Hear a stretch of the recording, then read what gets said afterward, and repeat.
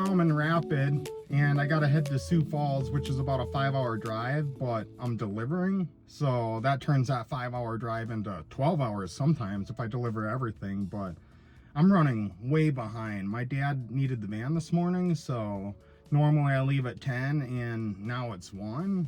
And yeah, we got the 4th of July coming up in the Black Hills, all the small towns in it really heavily rely on tourism season, and July happens to be the busiest time of the year for us. So yeah, I got to get them books delivered.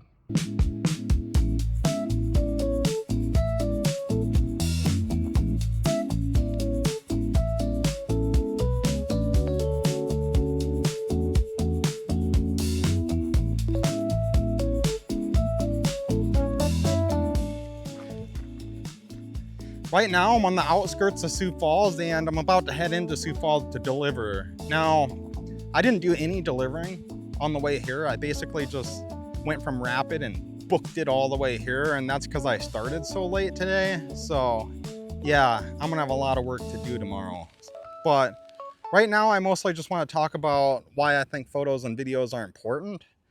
The main reason I think they're important is because it literally is just a documentation of your life, which is fun not only for you, but for grandchildren and children and whatever else. I don't know if I'll ever have kids. I mean, I'd like to, but you know.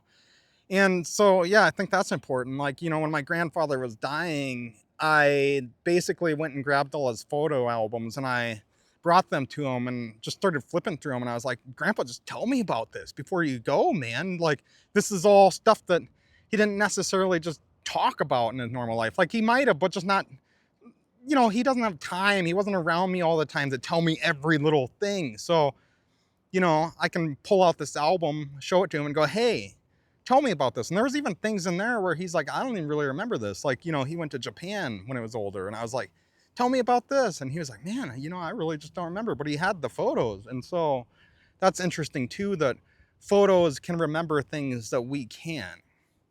And yeah, the other day I was watching some old footage of me and my family when we were in Disney in about 2007. You know, I filmed it on DV tape, and that was really fun because it's fun to see all of us younger. And, you know, there's another reason why it's fun, which brings me to my second point. Photos and video document places. It literally documents history. Like, you don't think it as you're taking it, but later on you're like, oh boy, that was.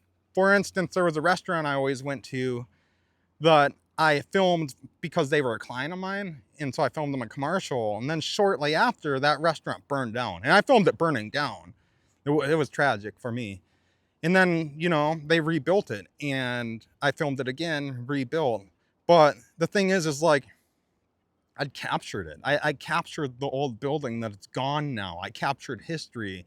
And I've actually captured quite a few things that are gone now. Like, you know, there was this amusement park called the Maze nearby, and that just recently got torn down. It's been shut down a while, but it just got torn down. And I have that documented. So it's incredible that not only are you documenting the history of your own life, you can document part of the history of the world. And yeah, it's beautiful. It's beautiful that we're capable of doing that. And another thing that I love about photos nowadays, and I guess old cameras, you know, old film cameras would do this, but photos nowadays have timestamps. So it's basically like a diary or a journal in a sense. I'll take a bad photo sometimes just because it's like, it might just be a photo of the road, but that will remind me like, oh, it was on this day that I got in the car to drive to Denver.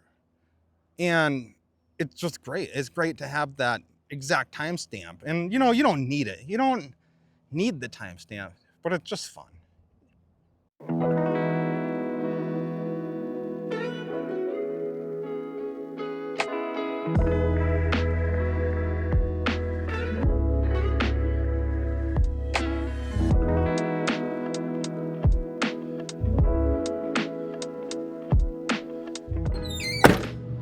So one of the main differences between West River and East River is all the bugs. So I always gotta go deal with it.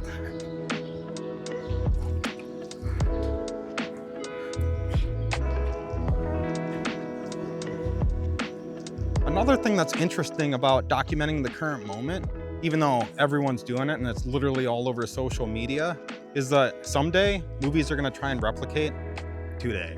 So that's just super interesting. We'll take a photo nowadays and just think nothing of it, but the truth is filmmakers in the future will be using our photos and videos as references for their sets. So just kind of ironic, right?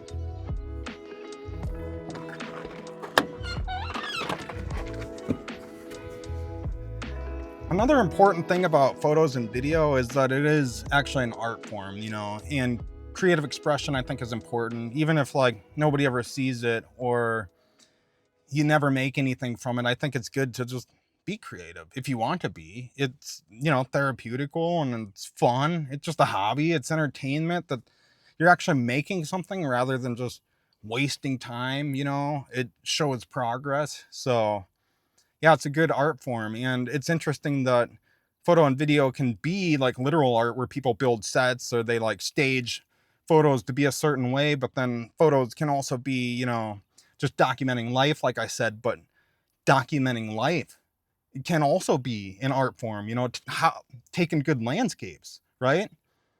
Or just taking a good photo in natural light rather than modifying it, you know. Modifying it becomes kind of the thing that I'm talking about, where you're kind of starting to create the photo, whereas I'm just talking about capturing the moment, you know. But both of those are good forms of art, you know. And yeah, that's why photos and video are important.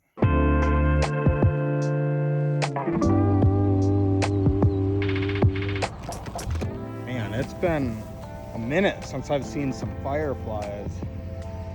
I used to live out here when I was a kid, so I saw them all the time, and when I see them nowadays, I always appreciate it. Fireflies are awesome. I didn't expect to see some today.